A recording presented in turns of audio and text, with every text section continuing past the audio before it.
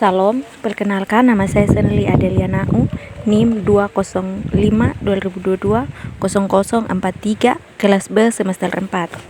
Di sini saya akan menjelaskan tentang gangguan hipomania. Yang pertama adalah pengertian gangguan hipomania. Gangguan hipomania adalah kondisi di mana seseorang mengalami periode mood yang meningkat tetapi tidak seberat atau sepanjang episode mania dalam gangguan bipolar. Yang berikut adalah ciri-ciri dari orang yang mengalami gangguan hipomania. Ciri-ciri itu sebagai berikut. Yang pertama, perasaan euforia atau kegembiraan yang berlebihan. Yang kedua adalah tingkatan energi yang tinggi. Yang ketiga adalah perasaan tidak membutuhkan tidur yang cukup. Yang keempat, peningkatan aktivitas fisik. Yang kelima, pembicaraan yang cepat dan banyak. Yang keenam, pikiran yang melompat atau ide yang kreatif. Yang keenam, kecenderungan untuk mengambil risiko yang lebih besar dari biasanya. Yang ketujuh, sulit berkonsentrasi atau terganggu. Yang kedelapan, perilaku impulsif seperti membelanjakan uang secara berlebihan atau hubungan seksual yang beresiko. Yang berikut adalah gejala-gejala dari gangguan hipomania. Gejala yang pertama adalah perasaan meningkatnya energi dan aktivitas. Yang berikut adalah kegembiraan atau euforia yang berlebihan. Yang ketiga adalah pengurangan kebutuhan tidur. Yang keempat adalah peningkatan dalam pembicaraan, pikiran yang cepat, dan ide-ide yang melompat-lompat. Yang kelima, peningkatan kegiatan yang terkait dengan kesenangan dan impulsif seperti belanja berlebihan, aktivitas seksual yang berlebihan, atau pengambilan risiko yang tidak perlu. Yang berikut adalah percaya diri yang berlebihan. Yang berikut adalah gangguan konsentrasi atau perasaan yang terburu-buru.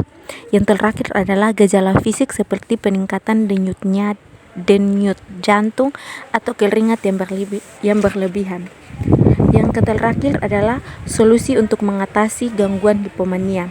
Solusi yang dapat digunakan untuk mengatasi hipomania seperti terapi obat, terapi psikososial, manajemen stres, pola hidup yang sehat, dan dukungan dari lingkungan sosial. Sekian materi yang dapat saya bagikan untuk kita. Terima kasih. Salam. Perkenalkan, nama saya Medina Isnimisa, NIM 205-2022-0034. Saya membuat video ini untuk memenuhi tugas mata kuliah psikologi kesehatan. Baik, di sini saya akan menjelaskan tentang gangguan bulimia nervosa. Yang pertama, pengertian bulimia nervosa. Bulimia nervosa adalah gangguan makan yang ditandai dengan siklus makan yang berlebihan, diikuti oleh perilaku kompensasi seperti muntah, menggunakan obat pencahar, puasa, atau olahraga berlebihan. Yang berikut penyebab bulimia nervosa.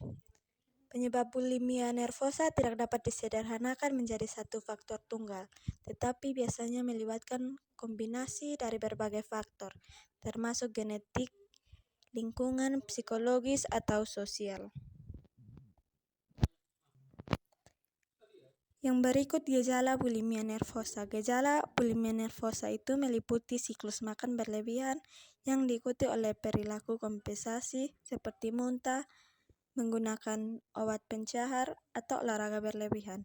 Orang dengan bulimia nervosa juga mungkin mengalami perasaan rendah diri yang berhubungan dengan berat badan dan tubuh, seperti sering merahasiakan pola makan mereka. Yang berikut efek jangka panjang bulimia nervosa itu dapat memiliki efek jangka panjang yang serius terhadap kesehatan fisik dan mental seseorang. Beberapa efek jangka panjang yang mungkin terjadi termasuk gangguan elektrolit, masalah pencernaan, gangguan jantung, kerusakan gigi, gangguan mental. Yang berikut komplikasi bulimia nervosa. Yang pertama, frekuensi muntah yang sering terjadi dapat merusak gigi akibat asam lambung. Yang kedua, sakit tenggorokan serta bau mulut akibat karena kekurangan gizi. Yang ketiga, gangguan kebiasaan buang air besar.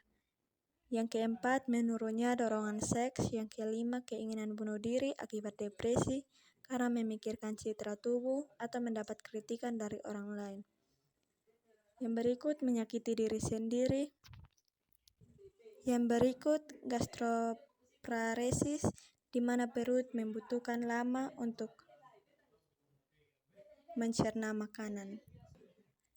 Yang terakhir, pencegahan bulimia nervosa.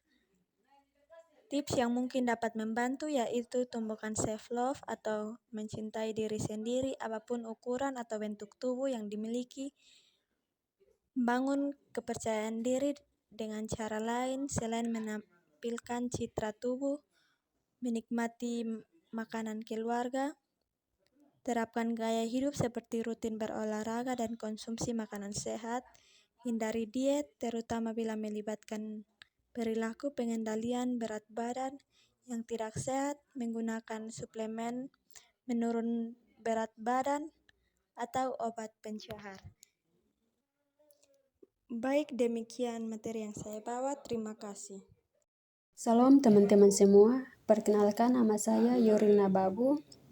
Saya dari kampus Institut Agama Kristen Negeri Kupang, Prodi Psikologi, kelas B semester 4. Pada video kali ini, saya akan menjelaskan tentang gangguan makan berlebihan. Nah, gangguan makan berlebihan adalah gangguan makan yang ditandai dengan pola makan berlebihan secara berulang tanpa kontrol yang cukup, di mana seseorang mengonsumsi makanan dalam jumlah besar dalam waktu yang singkat. Nah, penyebab gangguan makan berlebihan itu ada beberapa faktor yang dapat berperan dalam perkembangan gangguan makan berlebihan ini, meliputi yang pertama itu faktor psikologis, yang kedua tekanan sosial dan budaya, ketiga faktor genetik, keempat faktor lingkungan, dan kelima dorongan emosional, dan yang terakhir itu perubahan hormonal. Nah, gejala gangguan makan berlebihan ini meliputi yang pertama itu konsumsi makanan dalam jumlah besar dalam waktu singkat tanpa kontrol yang cukup. Yang kedua, merasa tidak mampu menghentikan pola makan berlebihan. Dan yang ketiga, rasa malu, bersalah atau stres setelah makan berlebihan. Keempat, makan saat tidak lapar atau sampai merasa sangat kenyang. Dan yang kelima, makan sendiri karena malu dengan jumlah makanan yang dikonsumsi. Dan yang terakhir itu berat badan yang meningkat secara signifikan.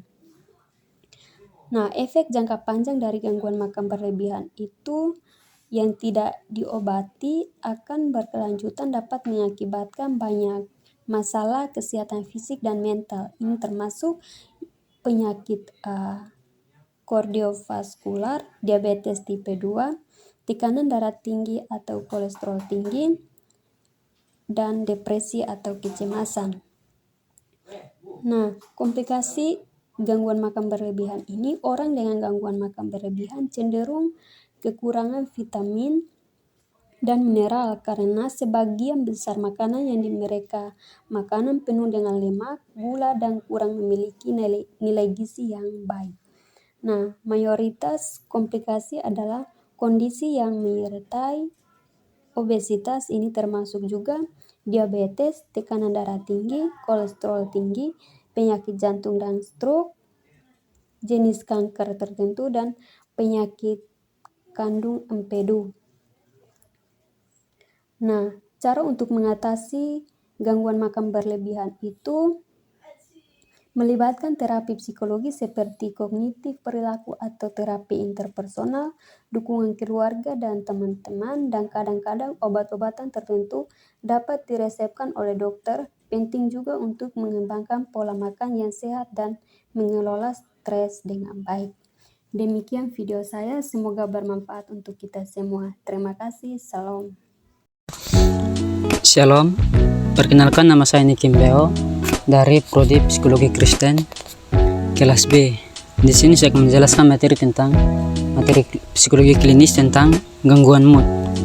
Gangguan mood dibagi menjadi 4. Yang pertama, penanganan gangguan mood. Penanganan gangguan mood dibagi menjadi 5. Yang pertama, psikodinamika klasik, psikodinamika modern, pembelajaran, kognitif, dan biomedis. Yang kedua, faktor-faktor penyebab gangguan mood. Faktor-faktor penyebab gangguan mood dibagi menjadi dua juga. Yang pertama gangguan depresi, yang kedua gangguan bipolar. Yang ketiga jenis-jenis gangguan mood. Jenis-jenis gangguan mood juga dibagi menjadi dua. Yang pertama gangguan mood unipolar, yang kedua gangguan mood bipolar. Dan yang terakhir, definisi gangguan mood. Definisi gangguan mood dibagi menjadi dua. Yang pertama gangguan mood centroid, yang kedua gangguan mood nefis. Ya baik, sekian dari video saya. Saya mengucapkan terima kasih. Shalom. Shalom. Sebelumnya perkenalkan, nama saya Nuni Iransa Subutaupan. Saya mahasiswa Prodi Psikologi Kristen kelas B semester 4. Jadi di video kali ini saya akan menjelaskan sedikit materi mengenai gangguan kepribadian skizofrenia paranoid. Nah, pengertian dari gangguan paranoid itu sendiri merupakan salah satu dari gangguan kepribadian kelompok A. Karakteristik paranoid yang dialami memicu ketidakpercayaan dan tingginya rasa curiga terhadap orang lain.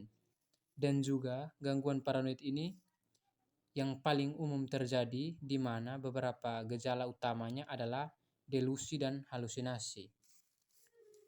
Kemudian ada pun faktor-faktor yang mempengaruhi. Di sini ada 3 faktor. Faktor yang pertama, jenis kelamin, di mana pria lebih berisiko daripada wanita. Faktor yang kedua, riwayat kesehatan mental keluarga.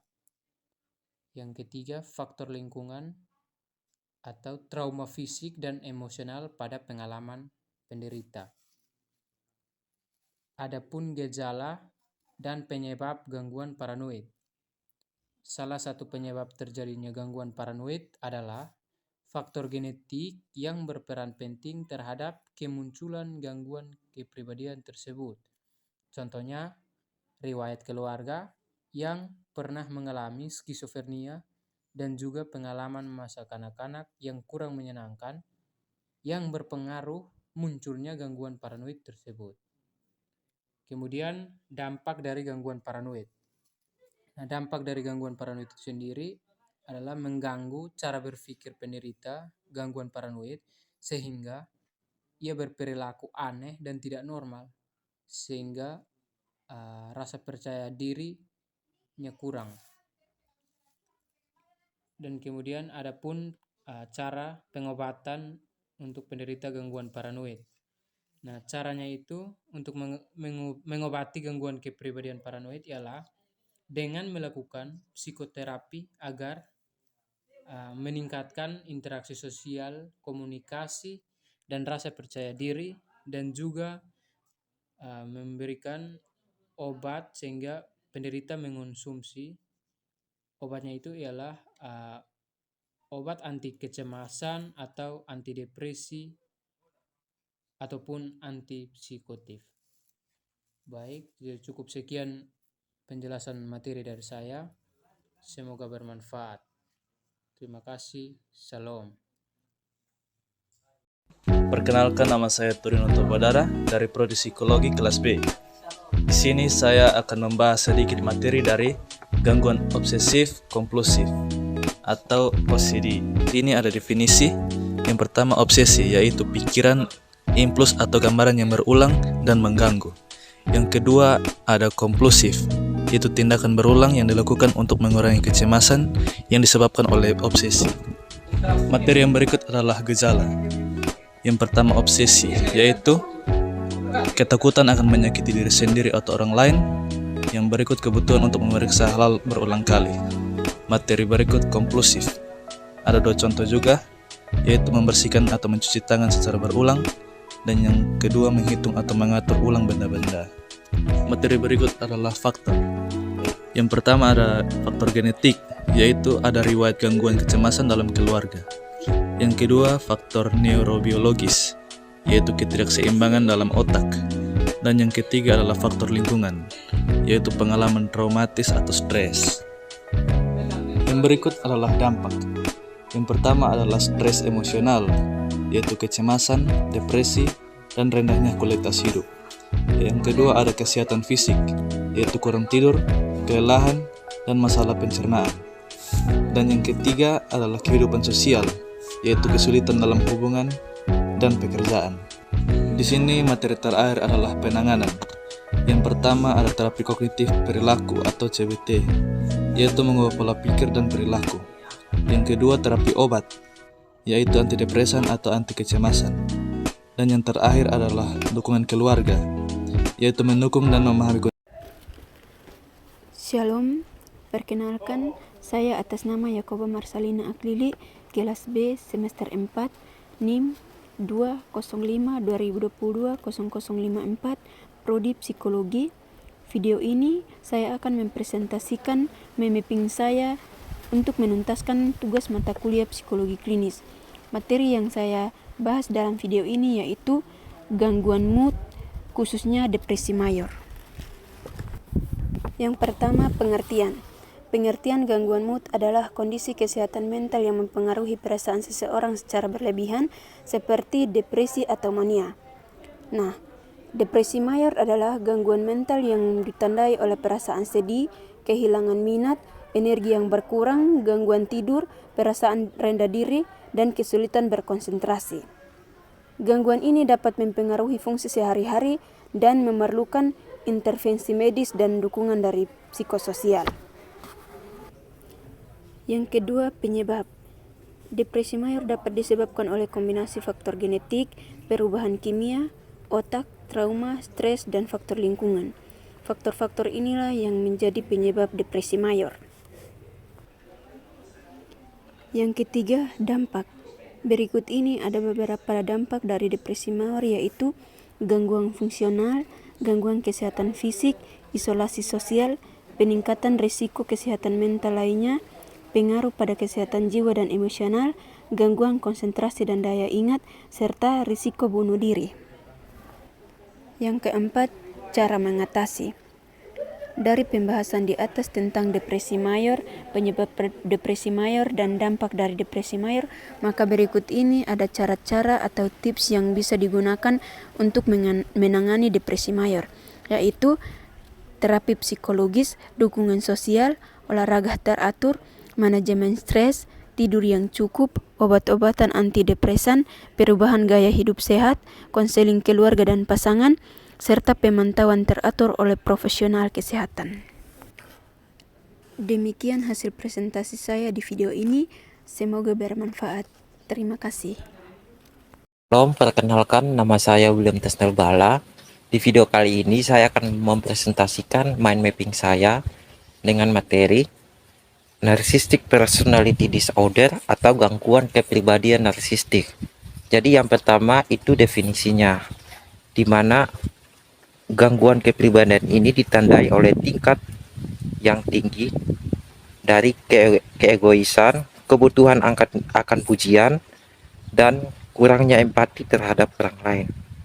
Yang kedua, ciri-ciri NPD, di mana ditandai dengan kepercayaan diri yang berlebihan, keharusan mendapat perhatian. Ketiga, eksploitasi terhadap orang lain. Yang keempat, kurangnya empati. Yang kelima, rasa iri terhadap orang lain. Kemudian yang ketiga, dampak pada hubungan. Baik, yang pertama, kesulitan menjalin hubungan yang sehat. Yang kedua, kecenderungan merendahkan orang lain. Yang ketiga, rasa tidak sabar terhadap kebutuhan orang lain. Yang keempat, penanganan dan terapi. Yang pertama, konseling untuk meningkatkan empati. Yang kedua, terapi perilaku kognitif untuk mengubah pola pikir. Yang ketiga, dukungan sosial dalam membangun hubungan yang lebih sehat. Yang keempat, pentingnya melibatkan keluarga atau teman dalam proses penyembuhannya.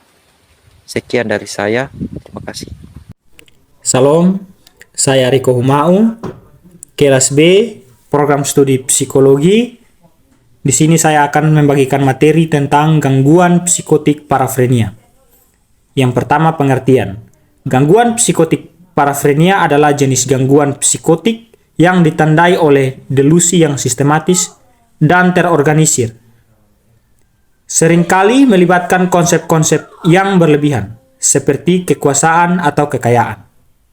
Yang kedua, gejala. Gejala dari gangguan psikotik parafrenia yaitu delusi yang konsisten, halusinasi, dan seringkali ada gangguan pemikiran yang menyeluruh. Yang ketiga, dampak dari gangguan parafrenia. Dampak dari gangguan parafrenia yaitu mempengaruhi hubungan interpersonal mereka. Yang kedua, sulit untuk mempertahankan hubungan secara normal dengan orang lain. Kemudian yang terakhir adalah pengobatan. Pengobatan dari gangguan psikotik parafrenia yaitu diberikan obat antipsikotik, terapi kognitif perilaku, dukungan sosial, dan psikoterapi. Sekian dari materi yang dapat saya bagikan. Terima kasih. Salam, perkenalkan nama saya Yana Desriani Lopo dengan NIM 20520220048, kelas B semester 4, Prodi Psikologi Kristen. Nah, pada video kali ini saya akan membahas tentang gangguan delusi. Nah, delusi itu apa sih? Delusi adalah kondisi yang membuat seseorang tidak bisa membedakan antara imajinasi dan kenyataan.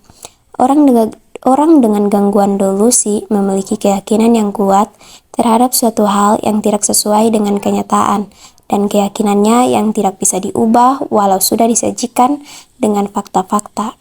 Nah, gejala-gejala delusi seperti suasana hati yang mudah tersinggung, marah, atau rendah halusinasi, seperti melihat, mendengar, atau merasakan hal-hal yang tidak benar-benar ada. Nah, kita masuk pada tipe-tipe delusi menurut Munro. Itu ada dua tipe. Yang pertama yaitu tipe persecutori atau merasa dianiaya dan dimata-matai.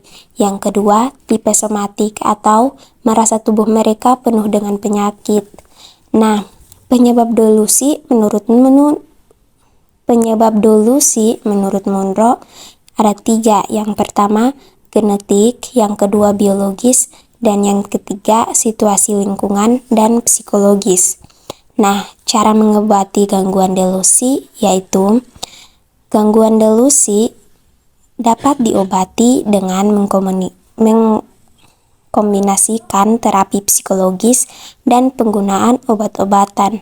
Secara umum, beberapa jenis terapi psikologis yang dapat dilakukan untuk menangani delusi adalah psikoterapi, terapi keluarga, terapi perilaku kognitif, dan lain sebagainya. Nah, jenis obat untuk gangguan delusi ada 4. Yang pertama, antipsikotik tipikal, yaitu memblokir reseptor dopamin D2. Sedangkan antipsikotik atipikal yaitu menyeimbangkan kadar neurotransmitter dalam otak. Yang ketiga, tranquilizer yaitu meredakan gangguan panik dan gangguan tidur. Dan yang terakhir, antidepresan yaitu mengendalikan perubahan dan gangguan suasana hati. Nah, sekian dari video saya. Semoga video ini bermanfaat bagi pendengar dan juga semuanya. Terima kasih. Salam.